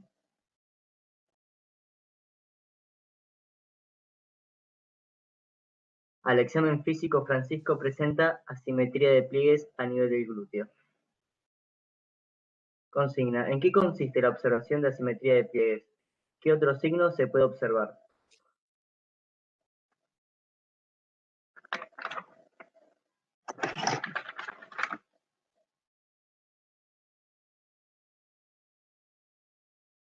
¿Saben qué otro signo? ¿Qué son las asimetrías de pliegue? ¿Vieron algo? Las asimetrías de Para pliegue eran observar cuando... la galeasis. Ay, perdón. No, dale, dale. No. Perdón. Pueden contestar la mitad de la pregunta cada una. Empiece, me salen los nombres. Dani era la primera que habló. Dani y Elisa. Sí. No, Elisa, dale, dale. No, nada, que los pliegues era observar si los pliegues del muslo llegaban, si estaban por encima del orificio anal o por debajo del orificio anal. Ya si estaba por debajo del orificio anal era un signo de una posible displasia y también puede ser unilateral o bilateral. ¿Y en cuál de las dos caderas va a tener más pliegues? ¿La que tiene displasia o la que es normal? En la La que que tiene tiene más displasia. pliegues. La que tiene displasia. En la que tiene Parece displasia. fácil, pero a veces puede ser una duda. Bien. ¿Y Dani iba a decir algo de Galeazzi o no? Justo me parece que arrancó con la segunda parte. Sí, que Sí, ahí yo tenía una teníamos duda, si ahí en ese momento también se hacía lo del el signo de Galeazzi, si se corroboraba. Y como se hacía la Yo simetría de por los entendí por lo pliegues. que dijo el profe hace un rato, se hacen todas juntas. Bueno, en este caso por la edad también, ¿no? Ya tiene 7 meses. Y le Claro, hago como base queda con más Bertolani. evidenciable después del tercer mes, el signo de Galeazzi. ¿Y qué pasó con Barlow y Bertolani? Ya Que van a ya dar son negativo. negativos. Ya A son partir negativos. del tercer mes. ¿Por qué van a dar negativos? ¿Qué es lo que hemos dicho? ¿Por qué daban negativos?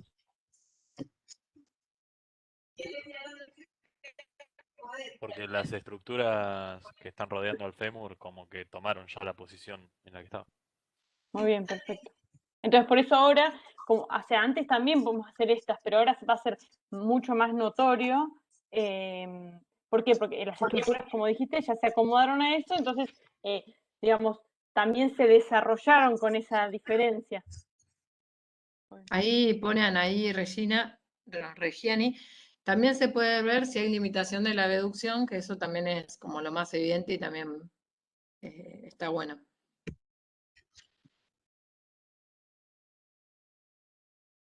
Bueno, me parece que estamos con esto, ¿eh? Ujú. Quedó claro que se pueden hacer todas las maniobras siempre, pero la de Barlow se empieza a negativizar, las estructuras se ponen más rígidas y ahí nos sirve más la de los pliegues o Galeazzi, que en los videitos están bien claros y ahí le mostramos recién las imágenes, ¿sí? Para observar la de pliegues y Galeazzi en los primeros meses, tiene que coincidir con justo el momento que está luxada la cadera para que pueda aparecer. Si justo la metieron con Ortolani, capaz que ustedes hacen la de pliegue y no la ven y piensan que son negativos. ¿Se entiende? Les aclaramos esto porque a la mañana salió esta duda y así que bueno, sigamos, ¿no, vale? Sí, ahí había otra preguntita más. Eso. Sí. ¿Qué Miren, estudios le pediría para confirmar dicha sospecha? esta al unísono tienen que responder. ¿Se acuerdan a qué edad tenía Candelita. Francisco? ¿Cuántos años? Radiografía. Bien, Muy bien, perfecto. el chat también ahí. Y la Fíjense que no les imagenóloga, pusimos algo confuso, ya ponemos algo concreto para respuestas concretas, 7. No pusimos ahí en el límite. la imagenóloga le va a decir radiografía de qué, de tórax, de cráneo, eso es largo. Siempre se dice todo. De cadera. Radiografía de cadera. ¿De una cadera? ¿Anteroposterior se dice también? Sí, en general ahí es más importante capaz decir comparativa o bilateral, de frente, ¿sí? Porque después la incidencia del rayo, que es anteroposterior o posterolateral, o todo eso ya es más del técnico, no importa. Pero comparativa, bilateral, eso es importante. Profe, una pregunta. Yo estaba de la bibliografía, en algún lado leí que la simetría de pliegues, ¿no?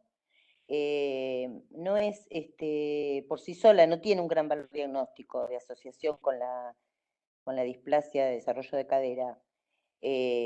Otros factores de riesgo es un sexo masculino, o sea, ¿es necesario sí o sí, solamente por lo que se encontró que es la simetría de pliegues a nivel glúteos, pedir una imagen? Si vos tenés solo asimetría de pliegues, sin factores de riesgo, es muy gordito el paciente, sin ningún factor de riesgo, Barlow y Ortolani nunca te dio positiva ni negativa y estás segura, podés no hacerlo. Va a depender de tu experiencia, caemos en lo mismo. Ahora, vos te hizo dudar, no te acordás bien y eso, y capaz que le vas a terminar pidiendo, capaz que termina siendo un sobrediagnóstico. ¿Se entiende la respuesta? O sea, siempre, por eso uno no puede quedarse con partes. Tenés que saber que tenés que tener en cuenta los factores de riesgos, tenés que saber que tenés que hacer las maniobras siempre, y después, bueno, a lo último, como que la simetría de pliegues es complementaria a todas las maniobras. ¿Se entiende? Pasa que acá no tenemos la No mamá, solo no con simetría de sabemos. pliegues, sino todo. Sí. Perdón. Lo que pasa que acá dice, está bien, la Ortolani y la de Barlow en este caso no se le hicieron porque recién el bebé aparece cuando tiene 7 meses. No sé si lo habrán hecho, porque dice que la última consulta fue al mes. Pero ahora, en la actualidad, cuando el bebé tiene 7 meses, que le hacen otras maniobras, la única que encontraron fue la simetría de pliegues. Entonces, Y por eso yo entonces, tenía la duda. sí, se le pidió la radiografía. ¿Sí? Sí, Ante ese igual no antecedente, hace falta aclara, de seguimiento. Sí. no aclara tampoco si le hiciste las maniobras de Galeazzi y viste los pliegues y la de Galeazzi te dio positivo o negativo, la deducción, o sea, es como un caso inconcluso en la introducción. Te entiendo lo que decís, puntualmente en un examen tenés que mirar todo lo que vos estás mirando, está perfecto, pero en un examen Gladys no le vamos a poner algo así tan Tan rebuscado. claro. Pero No. acá tenés, por un lado, lo que dice Fran, no sabes si fue primigesta, si nació en podálica, te falta que venga la mamá a Claro. hablar. Capaz recaudás más datos, y si, bueno, si es una paciente que no puede saber nada, bueno, a veces recurrís a los métodos complementarios por falta Claro. de datos, ¿entiendes? Información, claro. Sí.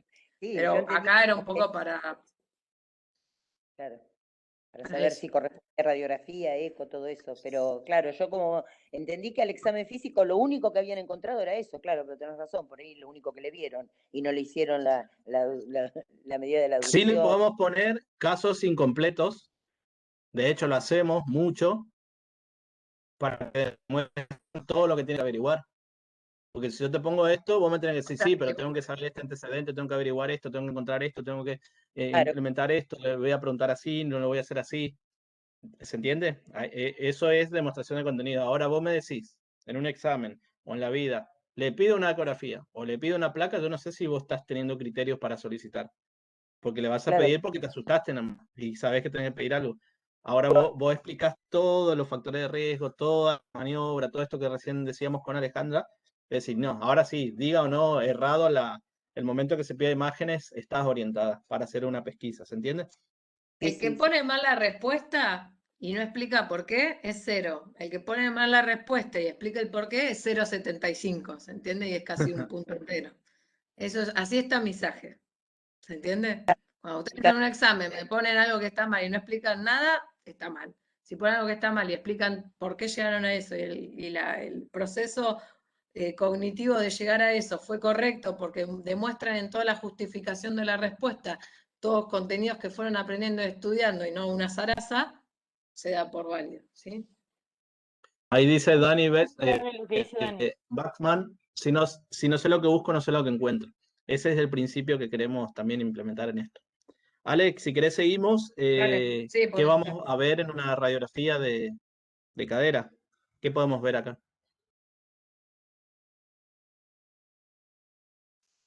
acá ya era lo de las líneas, pero ¿no? Ya no. Sí, si querés saltamos directamente a las líneas y vemos la radiografía y vamos a los últimos dos casitos. Eso le iba a preguntar, profe, con respecto a esta pregunta, porque yo en la bibliografía había leído esto y ahora que reveo la pregunta, quería preguntar si se refería a eso, la línea de Ilgen, Reiner, Perkins y demás, si eso es lo que voy a encontrar. En realidad, vos no vas a encontrar eso porque eso lo vas a hacer vos sobre la placa, ¿no? No es que la placa te viene con las rayas, eso lo hace el que lo lee, como que lo interpreta. Lo que ustedes, Claro. digamos, ahí tendrían que calcular es, ¿cuál sería la respuesta? Ver que el núcleo de osificación esté en dónde, en qué cuadrante. Para eso tengo que trazar las líneas, obviamente, para generar los cuadrantes de Verdán, tengo que tener las líneas. Entonces, ¿qué voy a mirar en una placa ni bien la tengo enfrente? Bueno, ¿dónde está? Ahí, inferomedial, el núcleo de osificación de la cabeza femoral. ¿Qué otra cosa puedo mirar? El índice acetabular. ¿Cómo tiene que ser? ¿Chico o grande? ¿Tiene que ser menor a 30? grados Aumentado. y está luxado, va a estar aumentado, Bien, mayor a 30. Claro. Puede ser bien. que sea cuando sea mayor a 40 grados, puede ser que ya hablamos de luxado. Tal cual, sí, ahí entre 30 y 40 hay una ventana media gris, pero volvemos a lo mismo, nadie les va a poner 35. ¿Sí? Profe, una pregunta. Si entre los dos ángulos del izquierdo y derecho hay una diferencia de 5 grados, ¿también puede ser algo patológico cuando... Sí, a veces eso es medio difícil hasta en la práctica para los mismos radiólogos, porque a veces la placa no está tan simétrica, porque se está moviendo y la técnica un poco rotó y no es tan exacto. Siempre todo se acompaña a la semiología, si hay dudas, se pone que podría o como que está en un gris para que le agreguen una eco, ¿sí? Pero bueno, las cosas groseras son las que importan, las dudas en el medio de un paciente que el pediatra duda porque tiene signos clínicos, duda porque la placa está intermedia, lo termina resolviendo el ortopedista, capaz pide otra placa, va a mirar cuando se la sacan. No se queden con los grises, ¿sí? Quédense con las cosas más concretas que ya son bastantes contenidos nuevos. Y lo otro importante, la línea de Shenton, que es la continuidad, ¿sí? No sé si esas se dan cuenta, pero bueno, el fémur, que es lo que está abajo, sosteniendo la esferita chiquita, que es la cabeza femoral, en su cara medial del fémur, ¿no? Tiene una medial, que es donde está lo que va para el lado del ombligo, digamos, y una lateral, que es lo que da para el lado de afuera del cuerpo, que sería el aire, ¿no? Entonces, la cara medial del fémur sigue un arco con la rama isquiopubiana, que llega a ese triángulo que es el protector para los genitales, para que no se irradien, es un pedazo de metal. Tiene que tener esa forma como de paraguas, así curva, en las dos caderas. Si eso se respeta, es que es una cadera normal, ¿sí? Si Claro, yo en el caso de que... Perdón, profe. No, En no, el caso dale. de que esté luxada la cadera, la línea se va como súper estirada hacia arriba, ¿o no? Y ya Se pierde corta. la forma cóncava. Ahí, Fran, si haces para atrás uno, creo que queda con el cuadrito que está abajo. A ver. Ahí. Miren, eso es como un esquema, no es una placa. Yo tengo una, si me compartís, después la muestro. Pero ahí tienen comparado como la mitad que está normal y la mitad que está patológica. Ven que la S que dice Shenton ahí es continua y la otra, como decía acá la compañera, está cortada. Ven que viene así la línea y después está mucho más arriba, hace así. Una es así y la otra está así. ¿Y la cortada es la patológica? Claro. Lo que dice, fíjense que arriba dice en rosa, luxación de cadera y lo otro en celeste normal. Bien. Y fíjense el ángulo, el de la línea de techo acetabular con la línea de Hingel-Reiner, perdón, sí, Hingel-Reiner es menor a 30 y al lado luxado, fíjense cómo se abre y es mayor a 30. ¿Sí? Ahí están como todos los ejemplos. Y el núcleo de osificación del lado derecho, que es normal, está ínfero-interno, que es donde dice N, ahí abajo, la N. Y del lado izquierdo no está dibujado, pero imagínense que quedaría ahí arriba, donde tiene la flecha franco, allá, en el súpero externo. Es la luxada. En resumen, Ale, para que no se asusten, primero esto vamos a tratar de hacerlo en un labo, pero se trazan estas líneas, tanto la de Hirgen-Reine como la de Perkins, como los ángulos, para armar los cuadrantes. Y la respuesta que usted tiene que tener en mente es que siempre en el inferomedial, vieron acá que le estoy mostrando, es donde tiene que estar. Si no está ahí, como en este caso está acá, está afuera, hay una luxación de cadera. Eso en sentido general. Y después todo esto que explicaba muy de forma brillante, obviamente, Alejandra, ¿no? Eso es lo que ustedes tienen que saber. Si con eso saben, ya pueden empezar a trabajar y me cubren alguna guardia si quieren. Perdón, profe, o sea, el fémur tiene que estar en el cuadrante inferomedial. Claro. Es el fémur. Ah, porque lo La único cabeza que... del fémur. Claro. En lo que sería el circulito, digamos, el circulito ese que veíamos es el que cuando trazamos la línea tiene que quedar, o sea, en el medio y abajo, inferomedial. Porque todos los huesos son de cartílago y empiezan por el centro del cartílago como a hacerse sólido seco, como tipo una arcilla. Todo lo de afuera está fresco y lo del centro está duro. Entonces, todos los huesos, por eso falta, por ejemplo, el cartílago trirradiado cuando ven anatomía, una pelvis, está unido el ilíaco con las ramas iliopubiana y isquiopubiana, todo eso está unido, no está así suelto como está acá. ¿Sí?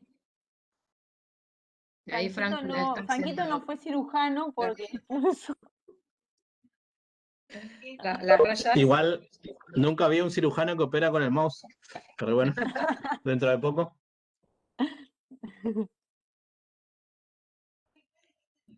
Bueno, en esta imagen ahí se nota más o menos, ¿vieron? ¿Dónde queda? Esto que decía ¿Dónde está el Gladys, núcleo? inferomedial, y el otro queda afuera. ¿Dónde está el núcleo de osificación de la cadera izquierda? ¿Dónde está? ¿En qué cuadrante? Pero lateral. Muy bien. ¿Sí? Entonces, ¿ese está bien o está mal? Está mal. Calzado. Bien. Eso pretendemos, ¿sí?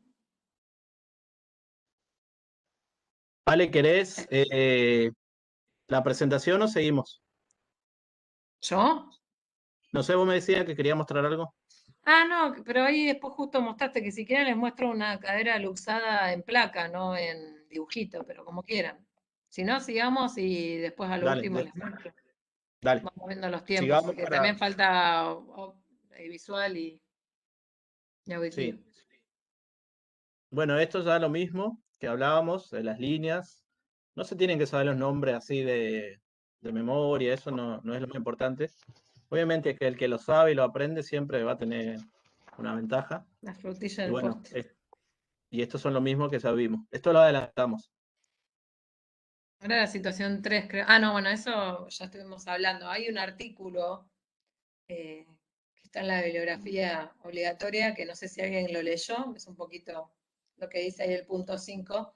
Usted es médico o médica residente egresada de la Escuela Superior de Medicina y realiza un análisis crítico de los artículos que leyó respecto de displasia del desarrollo de la cadera.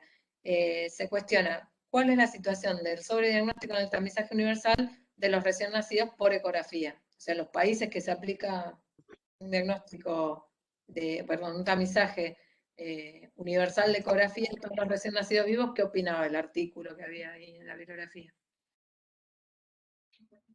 Y que eso podría lugar a que el cribado universal con ecografía en los 3 primeros meses de vida puede aumentar los casos diagnosticados, o sea, sobre diagnóstico y sobre tratamiento. Y a pesar de eso, a veces no mejora el resultado global. O sea que en el balance de beneficio y perjuicio no están muy claros los beneficios ni los perjuicios como para hacer una evaluación, pero dice, entre los perjuicios que se menciona el exceso de exposición a la radiación con la radiografía, los tratamientos innecesarios, cargas psicosociales y familiares, eso lo manifiesta como perjuicio. Y los beneficios tampoco están tan claros. Se dice que 3 informes en Estados Unidos y Canadá no recomiendan el cribado universal por ecografía porque podría favorecer el sobrediagnóstico justamente y el sobretratamiento. Y en esos casos recomiendan los exámenes físicos primero y solo ecografía cuando el resultado de estos exámenes o factores de riesgo sean dudosos. Una cosa así, que hay que evaluar el beneficio, bueno, uno de los criterios de Francia. Sí, aparte ahí lo mismo, ¿no? Que a veces son países de primer mundo, entonces a veces uno dice, no, acá en Argentina se hace porque no hay acceso, ¿no? No es nada más por eso, sino que hay un criterio por el cual no se hace. Que es esto que estamos hablando, y lo dice el artículo ahí, fíjense que decía la comparación de lo que decía Gladys, de que haciéndolo, o haciendo solo las maniobras y haciendo ecografías, si comparo los dos, la pesquisa siempre pesquiso la misma cantidad de gente. Entonces, no tiene sentido. Entonces ahí serían los criterios de Frame y Carson a flor de piel, ¿no? Profe, también decía que los resultados negativos, el 100% era realmente negativo, tipo en unos estudios que habían hecho, y que solo de los resultados positivos, realmente positivos, era sobre el 10%, entonces, como que... La mayoría de las displasias también me parece que decía que la mayoría de las displasias se resuelven espontáneamente.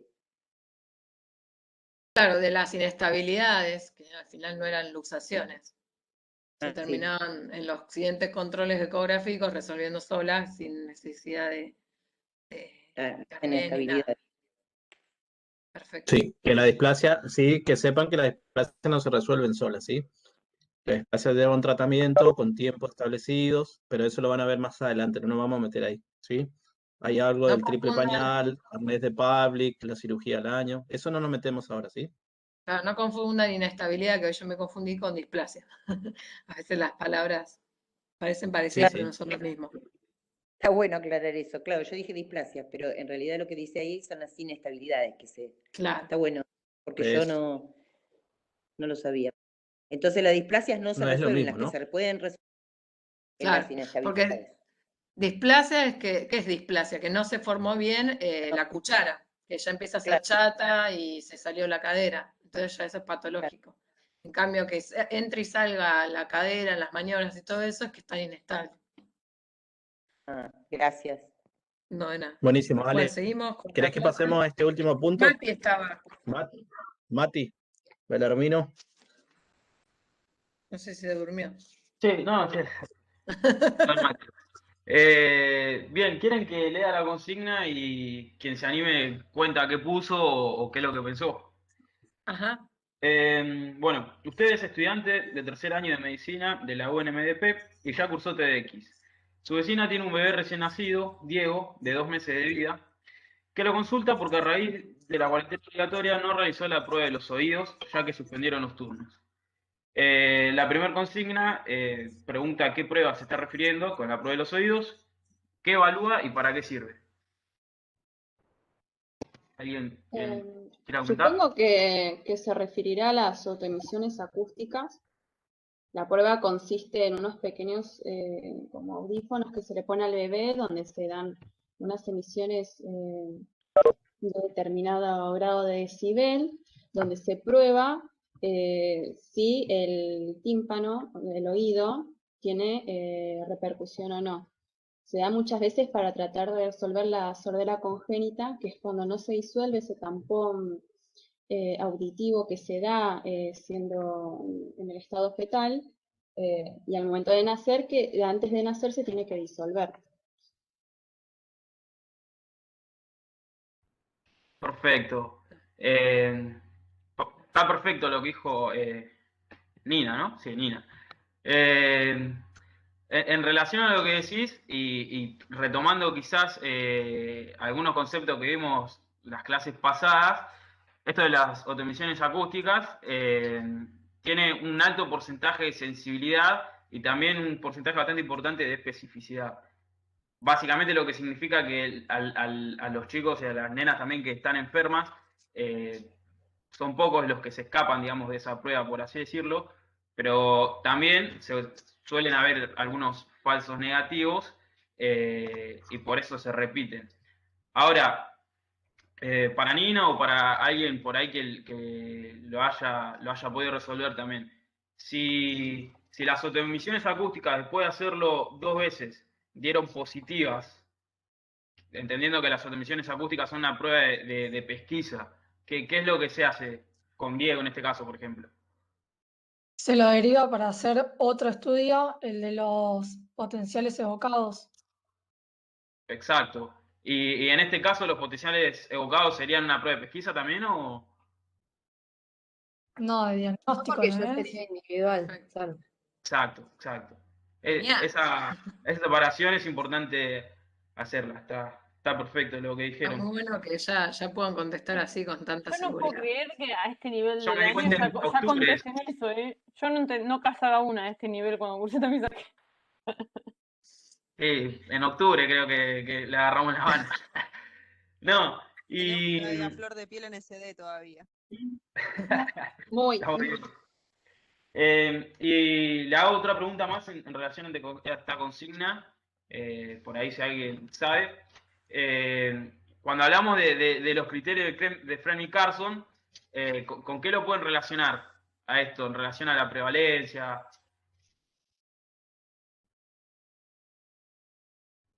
Por más que no esté en la consigna, le tiro el guiño porque esto se lo van a preguntar, ya sea en un parcial, en un final. Y que las autoemisiones son una prueba sencilla de realizar, que no es costosa, se hace rápido. Entonces, Exacto. no indican, digamos, ¿cómo se dice? No son, digamos, no me sale la palabra. Pero no son, digamos, una interferencia, digamos, con otros tratamientos y se pueden hacer rápido y fácil. Exacto, digamos, tiene un costo-beneficio bueno, son sencillas de encontrarla en la mayoría de los lugares, ¿no? Y algo también importante para sumar, no me apareció el nombre de quién lo dijo, quién charló recién. Emiliano. ¿Emiliano? Ahí me dijeron, ahí costo-beneficio y no tiene contraindicación, eso no me salió. Exacto. Claro, no es invasivo. No es invasivo, exacto. Y otra cosa que es muy importante es que es muy prevalente. Nosotros hace 2 clases habíamos hablado de lo que son las pesquisas metabólicas, que son todas las pesquisas de las enfermedades metabólicas, y la hipoacusia es 10 veces más prevalente, creo, que el hipotiroidismo, que es la más frecuente de las metabólicas. Y con lo que decía Alejandro ahí al inicio de la clase, el impacto en la morbilidad que tiene, ¿no? Porque cuando hablamos de un bebé o una bebé que no ha sido detectada a tiempo, no solamente hablamos de la hipoacusia, sino de problemas lingüísticos, problemas sociales, digamos, en la inserción social que pueden traer y que pueden ser manejados de una mejor manera si la pesquisa y el diagnóstico es temprano. Bueno, y la otra pregunta que está en esta situación es ¿cuál es el tiempo óptimo para realizarla y por qué? En relación un poco ya metí la pata y ya se los dije, pero... Sí, antes del primer trimestre es lo aconsejado y bueno, por todo lo que veníamos diciendo, de poder detectarlo para poder actuar precozmente y evitar así todo el conflicto en el desarrollo de la comunicación intelectual, social, toda la repercusión que va a tener. Perfecto. Estás ahí, Cuanto antes es Mati. mejor, antes del primer mes que se dé la pesquisa es lo mejor, y que el diagnóstico se dé antes del tercer mes, para antes del sexto, que se empiece un tratamiento. Pero así como concepto general, sí, lo más pronto que se pueda. Está perfecto lo que dijo Brian. Capaz una pavada, pero para que sepan la diferencia entre una técnica y otra, qué valora una que no valora la otra, ¿no? La beta creo que eran como unos electrodos que se le ponían en la cabeza y una especie de encefalograma que se puede ver cuál es la reacción en situación del sistema nervioso en sinapsis, cuál es la reacción nerviosa al estímulo, y ahí sí es donde se habla de sordera congénita o de algún nivel, y ahí se puede buscar por ahí un tratamiento mucho más específico, como algunos que usan audífonos. Claro, como que llega a evaluar la vía del nervio que llega al tronco. La otra es más todo oído medio y externo, ¿sí? Por eso la otra puede tener lo de los tapones. Está perfecto igual lo que nos explicaste, Nina. Pero digo porque capaz, para que sepan esa diferencia, que en una valora la mitad de la vía y en otra la vía entera, digamos, oído externo, medio, interno. Vale. Sí. En primer lugar, decirle a los chicos que saben este tema, lo conocen y eso es muy importante, ¿sí? Muy bien, Mati, explicando todo. Acá una única cosita o 2 cosas les digo. Uno es que se sepan estas clasificaciones para que ustedes comprendan mejor lo que están pesquisando. ¿Vieron esto que les estoy mostrando? Que según el sitio, pueden dividirse en conductivas o perceptivas neurosensoriales, o sea, se afecta oído externo, medio, interno, coclear, retrococlear, ¿sí? Y después, según el grado de pérdida de la audición que tiene con decibeles. Esto, si lo saben en sentido general, está bueno. Y lo otro, que esto ya le va a servir para su práctica clínica posterior, empiecen a meter cosas ya en su mochila mental, vamos a decirlo así, que hay causas que son prenatales, perinatales y postnatales. El día de mañana, cuando estén en ciclo clínico, ustedes deberían empezar a poder explicar, por ejemplo, prenatal, o sea, antes del nacimiento, malformaciones congénitas, ¿por qué? O sea, hay enfermedades genéticas que tienen alteraciones de los pares craneales, auditivos, sensoriales, que pueden afectar. Hay muchísimo, hay mucho que no lo sabemos. Infecciones intrauterinas, ¿por qué? Las TORCH, hay muchas infecciones graves que pueden afectar pares craneales o el sistema auditivo. Perinatales, ya sea una prematurez extrema o una prematurez en cualquier clasificación, una asfixia en el parto, una hiperbilirrubinemia grave. ¿Se acuerdan la clase anterior del Kernicterus, de esas alteraciones? Cada vez son menos, pero bueno, pueden afectar los pares craneales, ¿se acuerdan? Usted tiene que ir conectando de a poco. Enfermedades más relacionadas a los sépticos, sobre todo como las meningitis, el germen causante, sea viral, sea bacteriano, puede afectar también pares craneales, otitis graves, y acá hay tóxicos que tienen que ver con antibióticos. En la neo se usa mucho aminoácidos y una reacción adversa que son ototóxicos. O sea que si nos pasamos de día, exageramos los días, no hacemos una buena clasificación por peso, podemos hacer mucho daño, ¿sí? Y ¿Qué saber, prevención sería ahí? solo reforzar esto, Mati, que está por ley, que es una ley, así como la pesquisa metabólica se le debe hacer a todos, esto es una ley. Decirles también que no todos los sistemas, acá por lo menos en Mar del Plata, hacen la pesquisa cuando nacen auditiva, sobre todo los privados. Generalmente tienen el parto, nacen, y después lo hagas durante el primer mes, la primera. Pero a ver, cuando es ley, es un derecho, que ustedes como futuros profesionales tienen que hacer la tienen que respetar.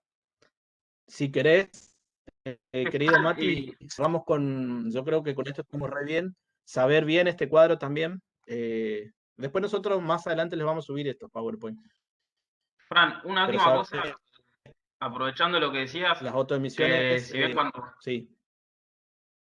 No, que si bien cuando se analiza parece una Navidad, me parece que no está más de más decir, cuando saliendo un poco de tamizaje también, cuando se ven las causas, si le prestan atención a las causas, hay un montón que son evitables, que sigue siendo un desafío, ¿no? Para la salud pública. Ahí capaz que la primera que aparece es lo que es la prematuridad y nada, que si bien parece una novedad, capaz que cuando lo analiza, porque se ven varias materias, nunca está de más mencionarlo. Y quería agregar algo, hablando que siguen todo esto de lo que estoy haciendo, empezaron a dar a campo, y si bien lo que van a hacer es una entrevista con los CEUs de los determinados barrios, tienen que hacer otras entrevistas y pueden sugerir realizar alguna entrevista, algún referente de algún CAPS, y pueden preguntar o ver qué pasa en el municipio con los CAPS con estos rastreos que ustedes están viendo acá, con todo lo que acaban de ver. Que son ley. Claro, con esto que acaba de decir recién Franco, con cómo se hace el rastreo de la displasia, el desarrollo de cadera, bueno, todo lo que vieron hoy y lo que veníamos viendo en las pesquisas, o sea, pueden ver o hacer un montón de preguntas en relación a eso. Pero bueno, eso tendrían que sugerírselo a ustedes, si se puede, cuando entrevisten al CEU que les tocó del barrio, a ver si pueden entrevistar a algún referente de algún CAPS. Eso estaría bueno y después lo podemos comentar acá. A ver qué conclusiones sacan. Y hoy en día esto es mucho más importante porque existe el buenísimo. implante coclear que antes no existía. Y también hay muchos más chicos prematuros por los tratamientos de fertilidad y que las mujeres son más añosas. Entonces hay muchos más casos. Ale, Bueno, seguimos, decirle queda una sola poquito. cosa a los chicos. ¿Me escuchás, Ale? ¿Me escuchan a mí? Porque Sí. veo que tengo problemas de Sí, sí. conexión. Ah, bien. Decirle una cosa, que nosotros queríamos tenerle un video grabado sobre hipoacusia y pesquisa, que lo vamos a hacer con un otorrinolaringólogo, que es de cirugía y emergentología de Quinto, pero bueno, esta semana se le complicó con el quirófano a este médico, así que en el transcurso de la semana que viene vamos a grabar un video y les vamos a pedir que él cuente, que nos ejemplifique, él va a armar un PowerPoint, un video cortito vamos a pedir, tratar de que sea, porque los otorrinos, si vos los dejás, se van a lo muy específico, para que explique más o menos cómo se hacen las autoemisiones, en qué consiste, los potenciales de bocado, así que ustedes también van teniendo. Y a la vez es una integración con las asignaturas de años que siguen. Vamos a cerrar con reflejo rojo, Mati, y hacemos un repaso final de la evaluación y los laboratorios. Dale, bueno, leo la situación y para ser rápido y que lo comente. Usted está realizando el primer control de salud de Clara de 15 días de vida y ya evaluó sus caderas. Perdón, me perdí. Tiene autoemisiones normales, se alimenta con lactancia materna exclusiva y presenta un excelente crecimiento. Sus padres están felices. Al realizar el reflejo rojo, nota una franca simetría entre un ojo y el otro. Lo repite para estar seguro y confirma la sospecha. La primera consigna pregunta qué evalúa el reflejo rojo y qué patologías pueden alterar la prueba.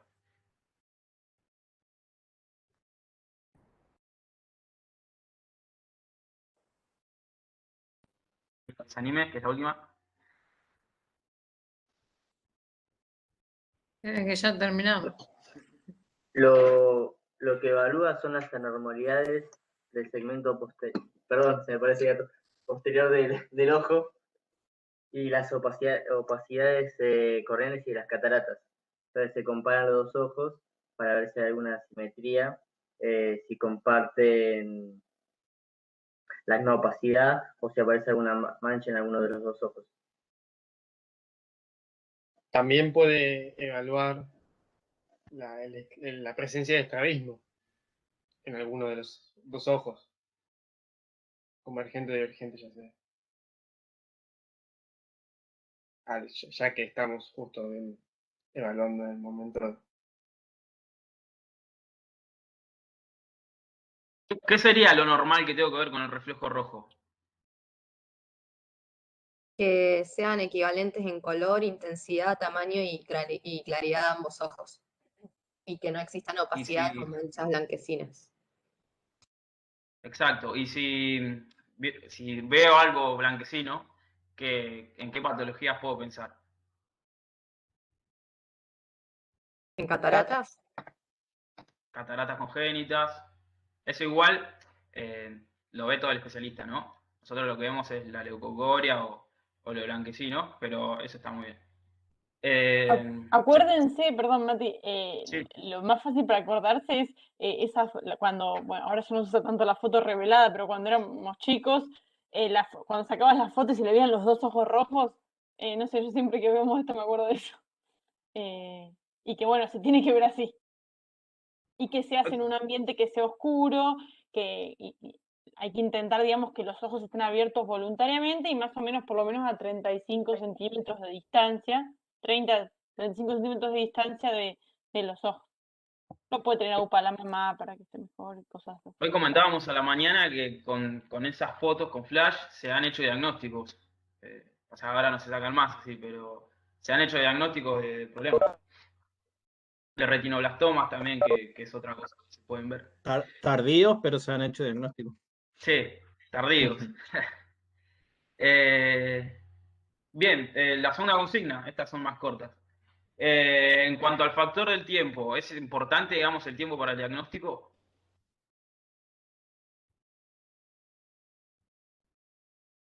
Es importante hacerlo antes de los primeros 2 meses de vida, porque el tratamiento precoz podría mejorar mucho la visión del niño futuro.